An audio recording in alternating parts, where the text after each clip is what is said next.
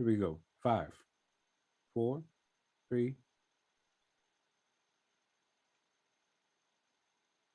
Welcome to Casey Cares, Kansas City's nonprofit voice. We're telling the stories of Kansas City nonprofits and the people behind them. Casey Cares is the intersection of the nonprofit and profit communities, making Kansas City a better place to live, work, and play. And Casey Cares is proudly sponsored by the Ewing Marion Kauffman Foundation. I'm Ruth Bombigas. We're facing a mental health crisis in America, and our teens are at the apex of it. More teenagers die from suicide than cancer, heart disease, AIDS, birth defects, stroke, influenza, pneumonia, and chronic lung disease combined.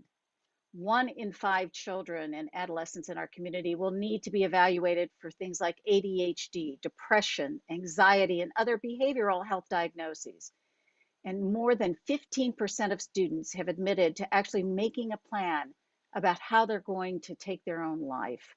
No one knows this better than Kevin Timmons, who founded For the Kids Foundation to help teens in the community and took a life-changing pivot following the death of his own son, Nick. And we want to welcome you, Kevin. It's so nice to see you. It's great to be here. Thank you, Ruth. And we want to talk, of course, about For the Kids and how you started it through your great restaurant, Nick and Jake's. For anybody who couldn't guess, there you are. Well, it certainly started out as a sports bar tournament 18 years ago now. Just a bunch of regular guests and employees wanted to get together and wanted to just go out and play golf. We thought, wouldn't it be cool to raise a little money for a charity? At the time, we had good connections at the Sunflower House, and we still are connected with the Sunflower House with our Shawnee restaurant. But we kind of formed more of an alliance with Children's Mercy after I had spent several trips visiting one of our regular guests' daughters, and fell in love with the hospital, fell in love with the nurses, fell in love with the paint, the bright colors, the open windows, the general attitude, and of course the incredible care. So starting in 2009, we certainly pivoted to children's, and we started elevating the tournament exponentially almost every year from there. I think we never raised more than $50,000 our first couple of years, and in 2009, I think we might have raised 100,000. And the first thing we tried to do is just put smiles on kids' faces. And we bought an iPad for every single bed at the main campus. And those iPads are installed and hooked onto the beds. They're used by children to play games, watch movies, of which there were certain movies that they could pull up for free. They could pull down homework. They could be in touch with other kids that had around the world that had similar illnesses as them. Parents used it to kind of update their caring bridges and so forth with family and friends. And then the doctors started using it. The doctors would come in and they would be able to flip the iPad around and show the family and show the child, what the procedure is going to look like later that day or the following day, and what room they were going to be in and how cool the room looked and so forth. So we continued putting smiles on kids' faces. We did an endowment for a canine therapy program that is now in its 8th year, and we've had 3 dogs roaming the halls and visiting kids. Really kind of fun. We helped build the sports rehab clinic right behind us here on 135th. And then we started buying ambulances. We were challenged to buy an ambulance, and we challenged children to tell us what you needed. They said, well, their fleet is depleting. They had 6 critical care ambulances, and none of them had less than 200,000 miles on them. And so we bought an ambulance. We went back to them the next year. It was $300,000. We went back to them the next year, and we said, well, what do you need? They said, we still need ambulances. So we really challenged ourselves, and we bought 2 ambulances. So we raised over 600,000, and with just great community support. And during this time, it's quite notable that Tom Watson, who's a big friend of Children's Mercy, has been an ally of ours and a dear friend. I think he's been associated with our tournament for 10 years now and has played in our tournament in almost every one of those years. In fact, we auctioned him off for the following year. So that's always kind of a fun auction item. I was going to say, how much does Tom Watson go for these days? Well, he went for $100,000 last year. Wow. He went for $100,000, and two guys. It's a two-person scramble, so only one person gets to be his partner. So that's good. He also brought in his friend David Faraday, who's a world-class comedian, a former golfer from Ireland, and he is a world-class announcer. In fact, talking to him this morning, he's in Kohler doing the Ryder Cup as the announcer. So he does a show afterwards. Tom does a clinic beforehand. George Brett and Harry Higgs, and we've got some other people that kind of celebrity that we try to make it a big show, you know. And in 2017, we lost Nick to suicide, and we went back to Children's and said, hey, I think we're going to pivot again, this time to mental health. And we don't know much about Children's Mercy and their mental health initiatives. Well, this was just calling our donor rep at Children's. Well, the next day I got a call from the CEO of Children's Mercy Hospital and said he'd like to meet with me because they were going through a kind of their 5-year strategy. And one of their 5 pillars was all about mental health and suicide prevention. So we definitely had some synergy there and stayed with Children's. And since then, we've raised almost $3 million in the last 4 years. We raised $1 million last year. And we've got some of the things that we're doing is school-based. We helped fund the social workers in the Blue Valley School District. In fact, last year we completely funded it. We've helped with psychiatrists here at the South Campus, and we raised $1.3 million of that went to a chaired profession, endowed chaired professorship, and there was a national search, even an international search, because there were some Canadian candidates I hear. But they ended up choosing one of their own right here in Kansas City, and we did cartwheels when we heard that Dr. Sarah Soden was going to have that chair. Basically, this professorship, it runs 10 years. $1.3 million doesn't get a whole lot when it comes to medicine. But what that does is that puts Children's Mercy in a position to get umpteen $1 million in grant money. And it will really greatly help with the funding there. So she is going to be taking, it's a research grant, but she's going to be taking this to the streets. She'll be practicing with families and teens and kids. A big part of it is the research of dosaging. There's a lot of parents out there, if anyone's listening to me, you either have a child or know of a child that is got some kind of a ADHD or something similar to that, where they are getting meds. Well, Nick, my son Nick, we don't think he was metabolizing his meds.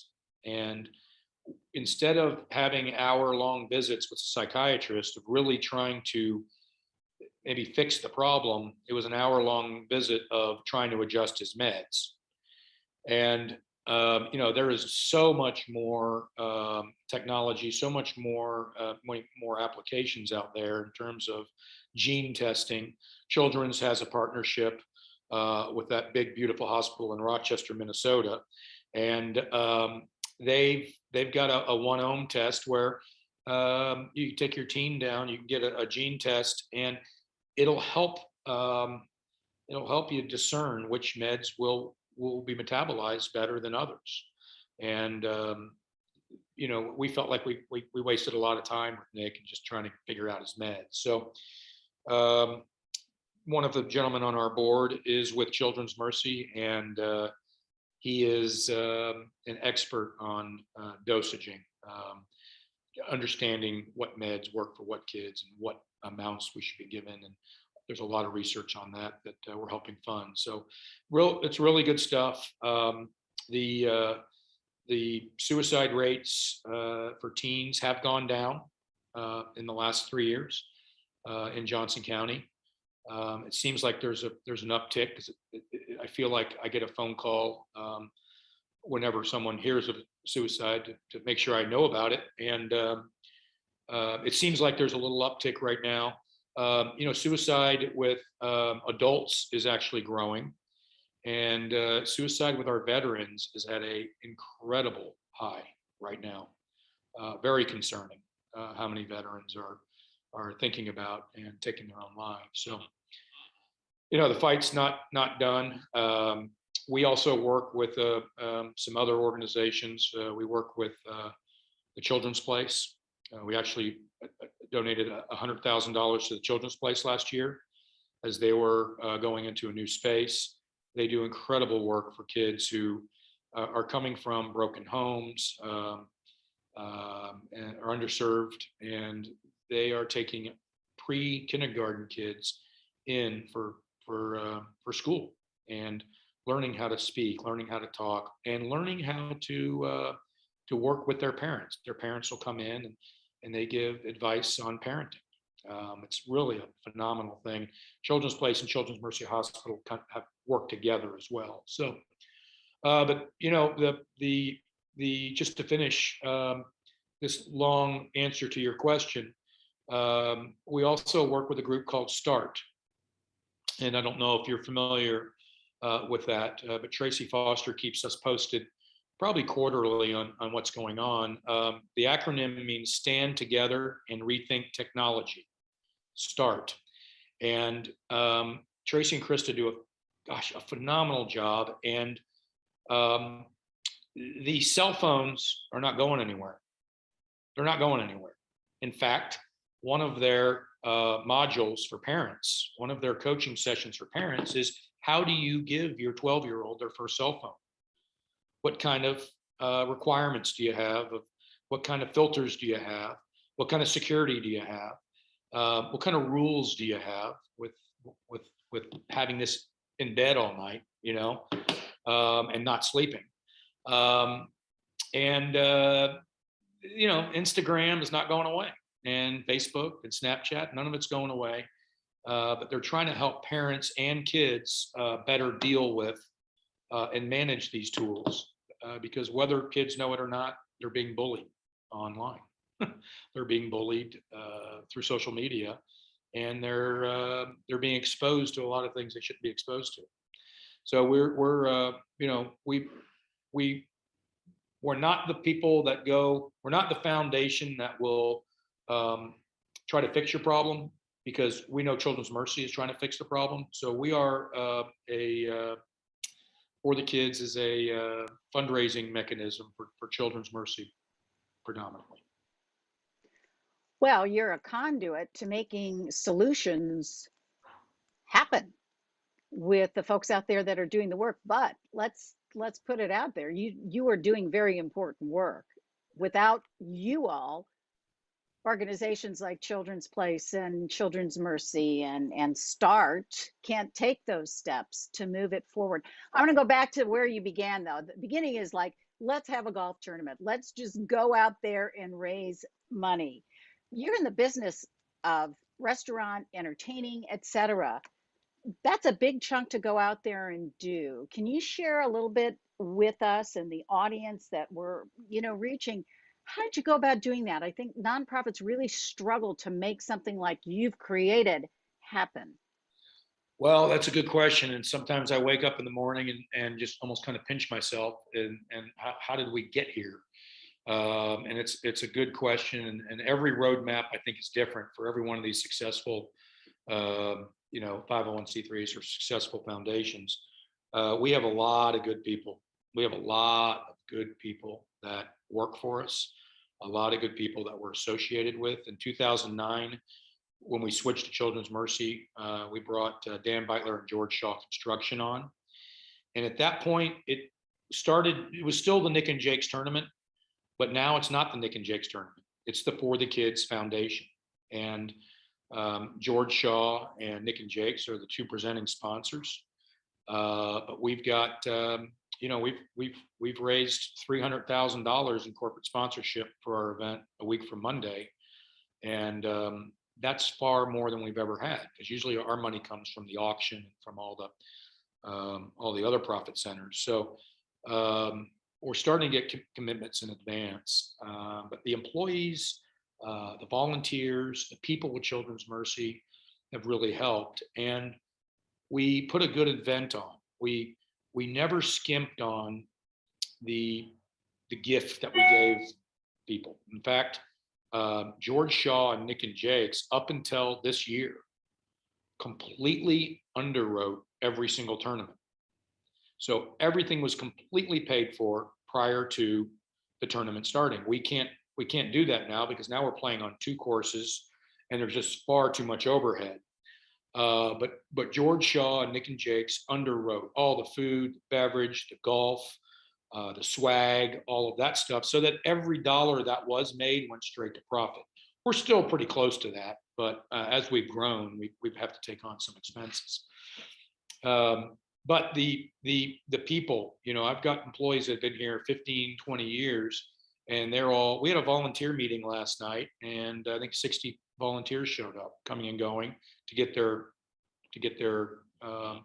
information about the tournament. So we'll start doing maybe 1 or 2 more functions throughout the year. I think the golf tournament will still be our big fundraiser, but it sells out pretty quick. When you have Tom Watson and George Brett doing the clinic before the tournament, and 2 years ago we recreated the pine tar incident. We accused George of having pine tar on his golf club, and we actually had a major league umpire show up out of nowhere and eject him from the clinic. And he went ballistic. He went absolutely ballistic. It was he didn't know it was coming, and he went absolutely ballistic. It was just so funny. But we try to provide entertainment. Mr. Faraday does a comedy thing after the auction, and everyone stays around.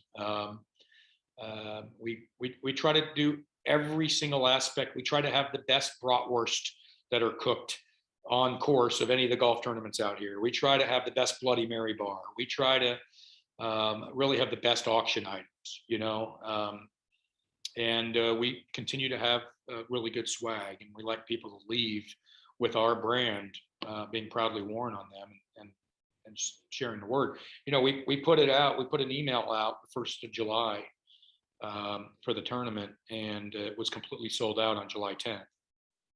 So it took 10 days, and pretty much every golfer that played the previous year played again this year, which is a good sign. So what do you do with that extra demand? Folks who really want to get in, want to play, want to be at that event. We can't poo-poo that at all, but really do want to support what you're doing. Have you come up with some formula for those folks who can't get into the tourney on October 4th? Well, it's a good question. So in the past, we continued to grow. For a couple of years, we had spillover on a second course. And now the last 2 years, we've sold out both courses. So do we have spillover on a third course moving forward? I don't know. We are a fundraiser, and the main reason we're doing this is to raise money. I mean, it's a great day. It's probably the most fun day I'll have all year, work related especially. But we've been raising the price. So we're continuing to raise the price. Those that come in at high sponsorship levels are going to get playing spots. And it's just kind of coming down to that.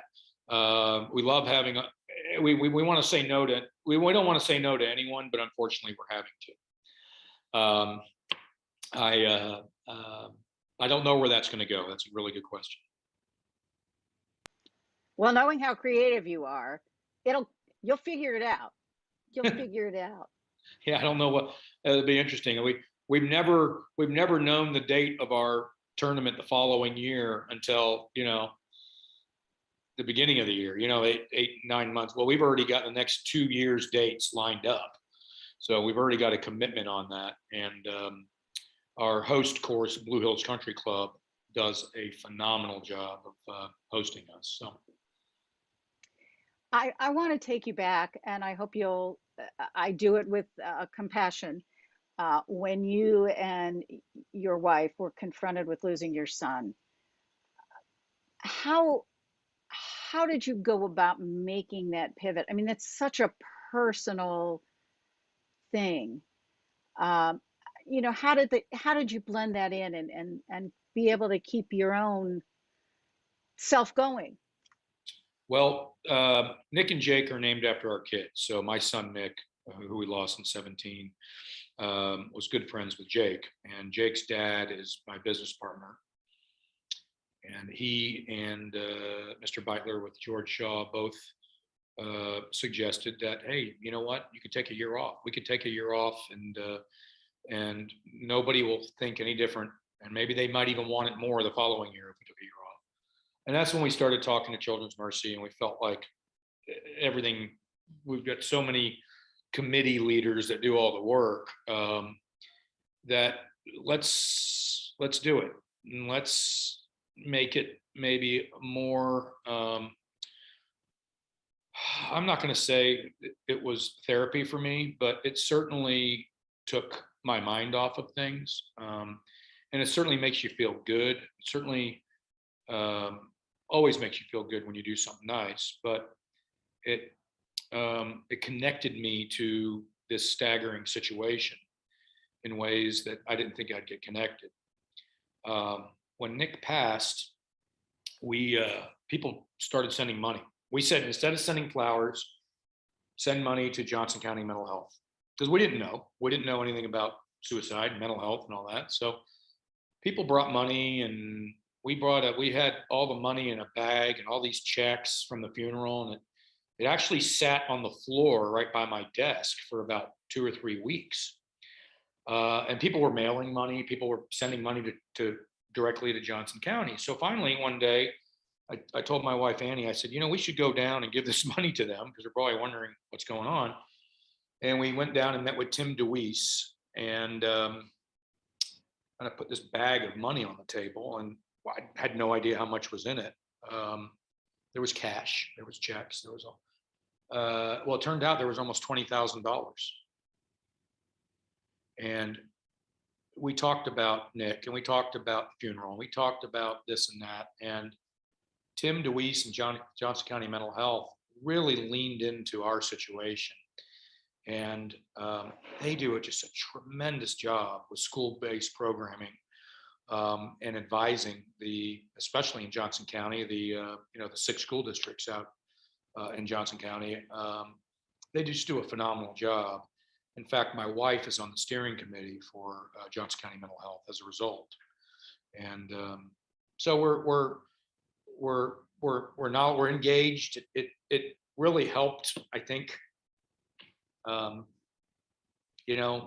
giving back.